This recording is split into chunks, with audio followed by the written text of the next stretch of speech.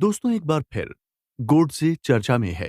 Twitter के इस जमाने में आपने कई बार उनके नाम का ट्रेंड चलते देखा ही होगा और पॉलिटिकल लीडर्स को भी डिबेट्स में या अपने ट्वीट्स में गोडसे का नाम लेते देखा और सुना होगा।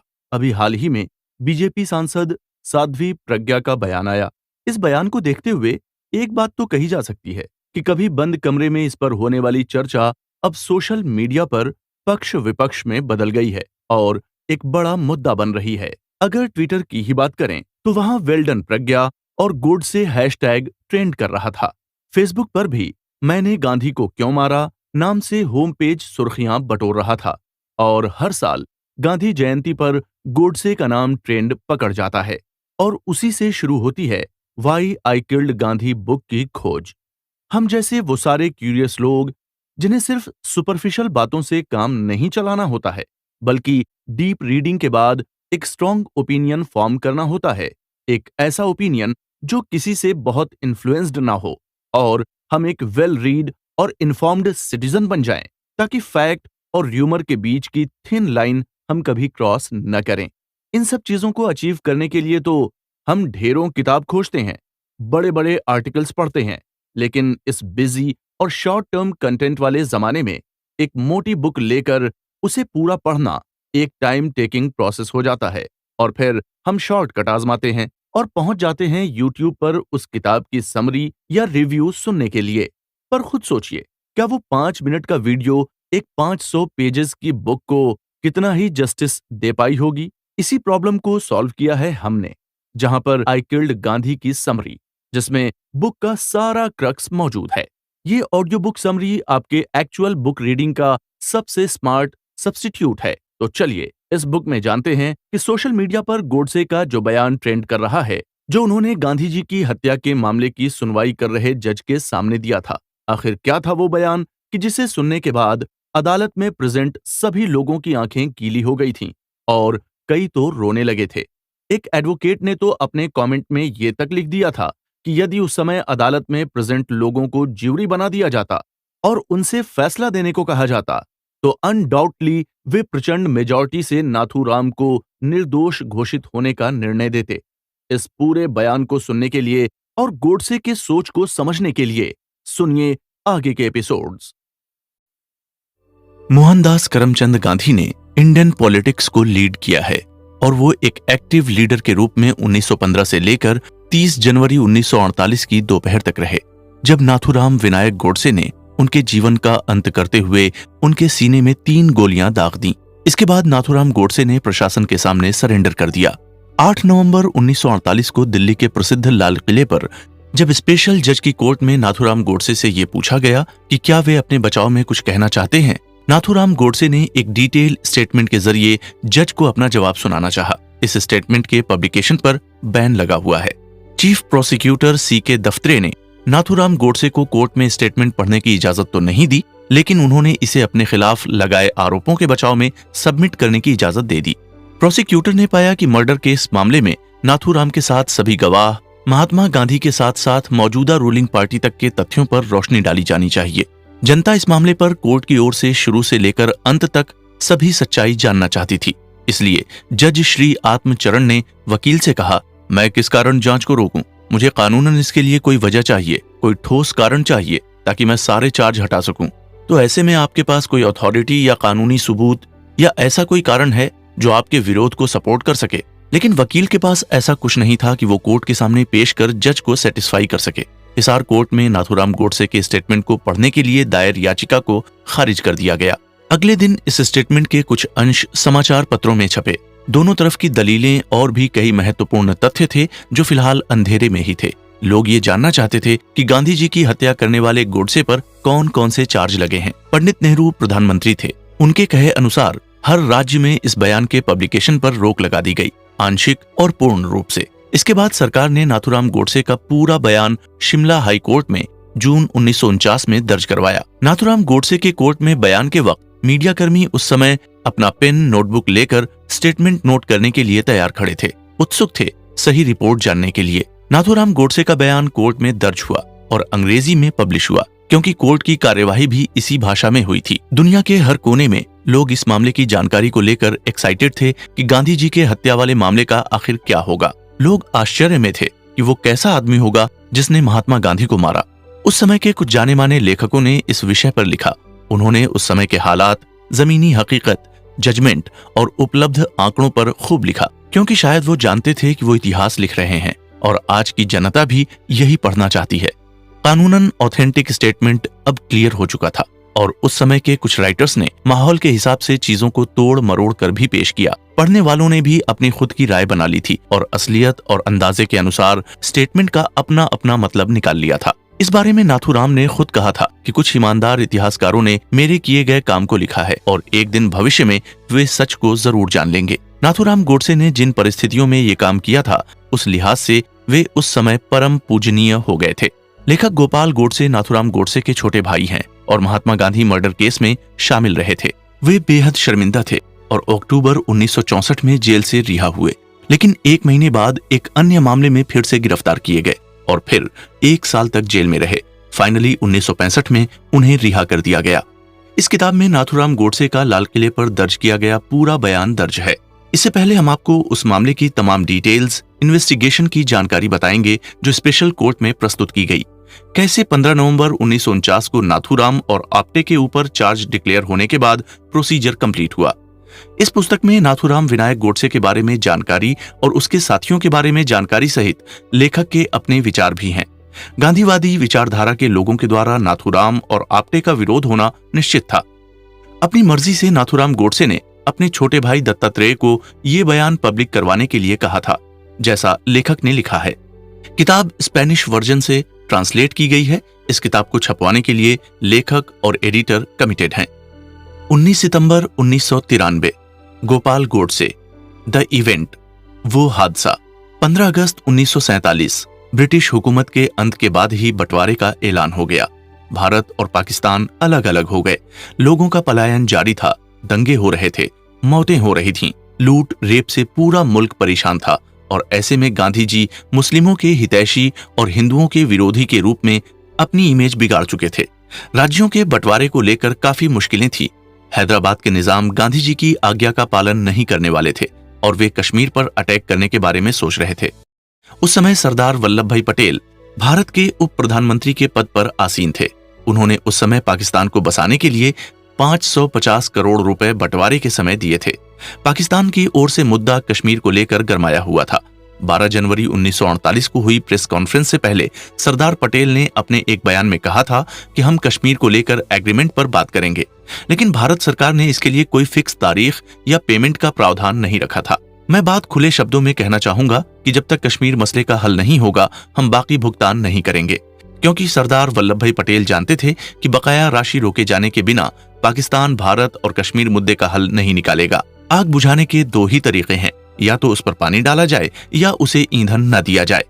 भारतीय सेना कश्मीर मुद्दे पर लड़ने के लिए सक्षम थी, वही भारत सरकार पैसा रोककर ईंधन रोकने वाला काम कर दिया था। ये दंगों को रोकने का और शांति फैलाने का सबसे आसान तरीका था।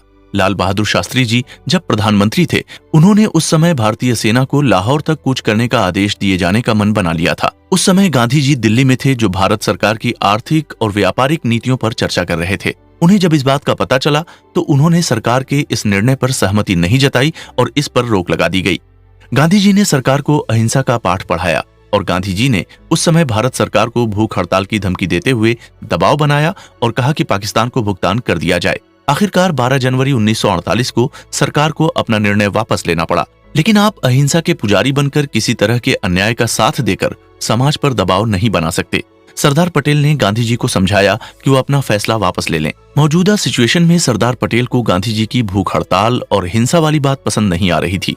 मौलाना आजाद ने अपनी किताब में इस बारे में लिखा है कि 13 जनवरी 1948 को गांधी जी ने भूख हड़ताल शुरू कर दी। परिणाम यह हुआ कि 17 जनवरी को सरकार ने गांधी जी की सारी बातें मान ली और वो पाकिस्तान को बकाया राशि देने के लिए राजी हो गई। साथ ही कश्मीर पर बनाई सरदार पटेल की सभी नीतियां समाप्त हो गईं। भारत सरकार द्वारा 17 जनवरी 1948 को जारी की गई प्रेस रिलीज में लिखा था कि देश की भलाई और गांधी जी की प्रार्थना को ध्यान में रखते हुए भारत सरकार सारे विवादों को भुलाते हुए अपनी ओर से लगाए तमाम नियम कायदे कानून हटाती है। Page number 8। सरकार ने तत्काल गांधी जी की इमेज सुधारने हेतु माहौल तैयार किया और उन्होंने देश के लिए जो किया वो लोगों को याद दिलाते हुए सारी चीजें भुलाने की कोशिश की। सरकार ने तुरंत ही पाकिस्तान को दी जाने वाली शेष राशि के लिए एग्रीमेंट तैयार किया और उसे जमीन पर लागू करने के लिए राशि भेजी। लेकिन कश्मीर का मुद्दा अभी भी जहां का तहां ही था। नाथूराम विनायक गोडसे और नारायण दत्तात्रेय आप्टे ने उस समय हिंदू राष्ट्र नाम से एक डायरी लिखी जो शायद एक पुरानी किताब अग्रणी का नया रूप था। आजादी से पहले मतलब 15 अगस्त 1947 से पहले ही देश में एक मुस्लिम राष्ट्र की जरूरत महसूस होने लगी थी जो भारतीयों की आत्मा को लगातार कचोट रही थी। आए दिन न्यूज़पेपर में इसको लेकर वैचारिक मतभेद वाले आर्टिकल छप रहे थे। 12 जनवरी 1948 की खबर है कि गांधी जी ने पाकिस्तान को बकाया राशि दिए जाने हेतु उपवास शुरू कर दिया था और नाथूराम गोडसे इस चीज को अच्छी तरह से जानते थे कि गांधी जी मुसलमानों के हित के लिए हिंदुओं से लड़ने को तैयार हैं, क्योंकि गांधी जी के दबाव और प्रभाव से भारत सरकार ने अपना निर्णय वापस लेते हुए पाकिस्तान को 550 करोड़ रुपए देने की हामी भर दी थी। इन सब के बाद नाथूराम के दिमाग में कुछ और ही चल रहा था। वो सोच रहे थे कि आगे जाकर इस तरह का इंटरफेयर गांधी जी भारत सरकार के निर्णय में न करें तो बेहतर होगा, और इसके लिए नाथूराम गोडसे कोई भी रिस्क लेने के लिए तैयार थे, क्योंकि उनके अनुसार ये भारत के लिए जीने और मरने का प्रश्न था। 20 जनवरी 1948 को एक बम ब्लास्ट किया गया और उसके समीप ही गांधी जी की प्रार्थना सभा चल रही थी। मदन लाल पहवा उस समय वहां मौजूद थे, जो बंटवारे के समय एक प्रमुख गवाह भी थे। पुलिस को जानकारी मिली कि षड्यंत्र में मदन लाल भी शामिल थे। हालांकि मदन लाल का षड्यंत्र कामयाब नहीं हो सका, लेकिन गवर्नमेंट ने एहतियातन सिक्योरिटी बढ़ा दी थी। पुलिस के एक्टिव नेटवर्क की तरह पूरे भारत में कई लोगों को गिरफ्तार किया गया और ये सिलसिला अगले 10 दिन तक जारी रहा। आखिरकार 30 जनवरी 1948 को ठीक 5 बजे जब गांधी जी अपनी प्रार्थना सभा के ग्राउंड के चक्कर काटकर लौट रहे थे, तभी बिरला हाउस में नाथूराम विनायक गोडसे ने लगातार 3 गोलियां चलाते हुए गांधी जी के सीने को छलनी कर दिया। उनके सीने से बहता हुआ लहू सीधे जमीन पर आ गिरा। 20 मिनट तक इसी हालत में छटपटाते रहे और अंतिम सांसें गिन रहे थे। गोली चलाने के ठीक बाद नाथूराम गोडसे ने अपनी बंदूक जमीन पर रखी और खुद ही पुलिस को कॉल किया। उन्होंने पुलिस के सामने आत्मसमर्पण कर दिया। नाथूराम शुरू से सब कुछ जानते थे और उन्होंने सब कुछ जानबूझकर किया था। उन्होंने पुलिस के सामने अपना जुर्म कबूल कर लिया। लेखक के अनुसार उस समय नाथूराम गोडसे के सिर पर पागलपन, कट्टरवाद और आक्रोश सवार था, इसलिए उन्होंने इस घटना के तुरंत बाद आत्मसमर्पण तक का प्लान बना लिया था, क्योंकि उन्हें गिरफ्तार करने वाले पुलिस और प्रशासन ने तुरंत ही ये भी पुख्ता किया कि क्या वे किसी तरह के मानसिक या शारीरिक बीमारी से ग्रस्त तो नहीं है। लेकिन पुलिस ने पाया कि नाथूराम गोडसे पूर्ण रूप से स्वस्थ है और वो दिमागी तौर पर बिल्कुल ठीक है। गिरफ्तारी के तुरंत बाद नाथूराम गोडसे की तरफ से रिक्वेस्ट की गई कि उन्हें डॉक्टर को दिखाया जाए। जब डॉक्टर नाथूराम का चेकअप कर रहे थे तो उन्होंने डॉक्टर से भी यही कहा कि डॉक्टर जल्दी से मेरा कंप्लीट चेकअप कीजिए, मेरी पल्स, हार्ट बीट सब कुछ नॉर्मल है और काम कर रहे हैं। तुगलक रोड के पार्लियामेंट स्ट्रीट में गिरफ्तारी से पहले नाथूराम कुछ समय के लिए विचलित हो गए थे। लोग उन्हें देखने के लिए भीड़ जमा कर रहे थे। नाथूराम जेल के अंदर आगे पीछे चलते हुए कभी सलाखों के पास आ रहा था तो कभी दीवार के पास जा रहा था। कई बार वक्त बहुत देर तक सलाखों के पास खड़ा लोगों को घूरता रहा। एक शख्स को देखकर उसने कहा, मुझे लगता है कि आप देवदास गांधी हैं। हाँ, तुमने मुझे कैसे पहचाना और ये सवाल कैसे किया? हम हाल ही में एक प्रेस कॉन्फ्रेंस में मिले थे। आप वहां द हिंदुस्तान टाइम्स के एडिटर के तौर पर आए हुए थे। बिल्कुल सही हैं। और आप? मैं नाथूराम विनायक गोडसे हूं और मैं उस समय हिंदू राष्ट्र न्यूज़पेपर का एडिटर था और वहां मौजूद था। आज आपने अपने पिता को खोया है और इसका कारण मैं हूं। मुझे माफ कर दीजिए, मैं आपके और आपके परिवार के दुख का कारण हूं। मुझ पर विश्वास कीजिए, मुझे उनसे कोई निजी दुश्मनी या बैर नहीं था। उस समय देवदास गांधी सिर्फ गोडसे को सुनते रहे। अपने पिता की हत्या करने वाले नाथूराम की सभी बातें सुनने के बाद उन्होंने नाथूराम गोडसे से कहा कि फिर आपने ऐसा क्यों किया? इसका कारण राजनीति और सिर्फ राजनीति है। क्योंकि आप एक समाचार पत्र के एडिटर हैं तो आपको शुरू से सब कुछ सुनना होगा और समझना होगा। इसके लिए आप पुलिस ऑफिसर से आधे घंटे का समय ले लें और पूरी बात सुने। लेकिन पुलिस 1 मिनट का समय देने से भी इनकार कर दिया। पेज नंबर 11, गिरफ्तारी, स्पेशल कोर्ट और पुलिस की जांच। नाथूराम गोडसे ने गांधी जी की हत्या के बाद तुरंत अपने आप को पुलिस के हवाले कर लिया था और उसी रात से उसके खिलाफ इन्वेस्टिगेशन शुरू हो चुकी थी। लोगों में उसके प्रति बहुत गुस्सा था। नाथूराम का संबंध ना तो बंगालियों से था, ना ही सिंधियों से, ना पंजाबियों से और ना ही रिफ्यूजियों से। वहीं अमृतसर, अंबाला, कोलकाता, कानपुर जैसे शहरों में खुलेआम खुशी मनाई जा रही थी। इसी बीच दिगंबर रामचरण को पुणे पुलिस ने 31 दिसंबर 1948 को अरेस्ट किया और बाद में मुंबई पुलिस को सौंप दिया। देश भर में हजारों गिरफ्तारियां हुई, जिनमें वीडी सावरकर भी एक थे, और वहीं से सावरकर का नाम गांधी जी की हत्या के मामले से जुड़ गया। गांधी जी की हत्या के 10 दिन पहले ही 20 जनवरी को मदन लाल पहवा बम ब्लास्ट के मामले में अरेस्ट किए गए थे। इस मामले में जांच को लेकर कोई भी जानकारी मेरे पास उपलब्ध नहीं है। मैं गोपाल गोडसे 2 फरवरी 1948 को अपनी पत्नी को अलविदा कहते हुए घर छोड़ रहा था। मैंने अपनी पत्नी को सिर्फ ये कहा था कि मेरी गिरफ्तारी किसी भी समय हो सकती है। मैं अपना ठिकाना पुणे के उपनगर खड़की को बनाया। फिर 5 फरवरी 1948 को मैं खड़की से कामसीट आ गया और कामसीट से उक्सन पहुंच गया, जो कामसीट से 10 मील दूर था। जब मैं आधा सफर तय कर चुका था, तब मैंने देखा कि पुलिस मेरा पीछा कर रही है। मुझे पकड़ लिया गया और अब मैं पुलिस की जीप में था। 6 फरवरी 1948 के दिन मुंबई में रामचंद्र जी के नौकर शंकर किस्तया क्रिमिनल इन्वेस्टिगेशन डिपार्टमेंट के ऑफिस में आया। अब मैं गिरफ्तार किए गए नाना आप्टे और करकरे का साथी था, जिन्हें मुंबई पुलिस ने 13 और 14 फरवरी 1948 को अरेस्ट किया था। अब हम सभी ग्वालियर किले के जेल में कैदी बन चुके थे। 25 मई 1948 को हम सभी क्रिमिनल इन्वेस्टिगेशन डिपार्टमेंट के ऑफिस में थे। सावरकर की तबीयत उस दिन ठीक नहीं थी, तो उन्हें अगले दिन यानी 26 मई 1948 को दिल्ली ले जाया गया और फिर ऑर्थर हाईवे के जेल में रखा गया।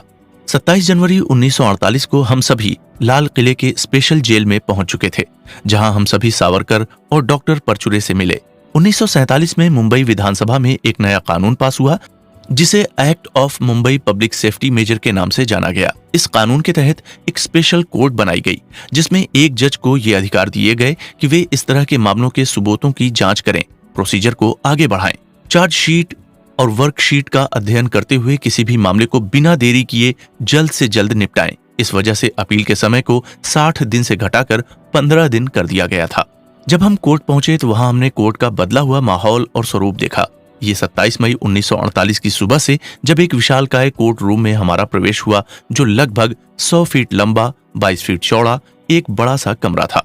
महात्मा गांधी हत्याकांड अपने आप में बहुत महत्वपूर्ण और गंभीर मामला था, इसलिए भारत सरकार खुद इसमें पूरी तरह इन्वॉल्व थी।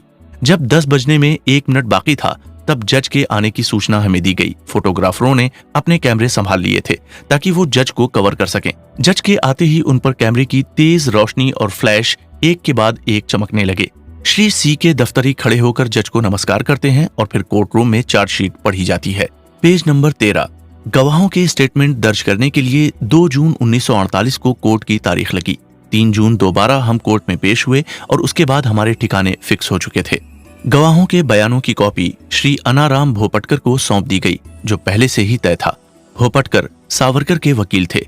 जमुना दास मेहता और अन्य वकील सावरकर के वकील को असिस्ट कर रहे थे। 22 जून 1948 को हमारे खिलाफ चार्ज लगाए गए।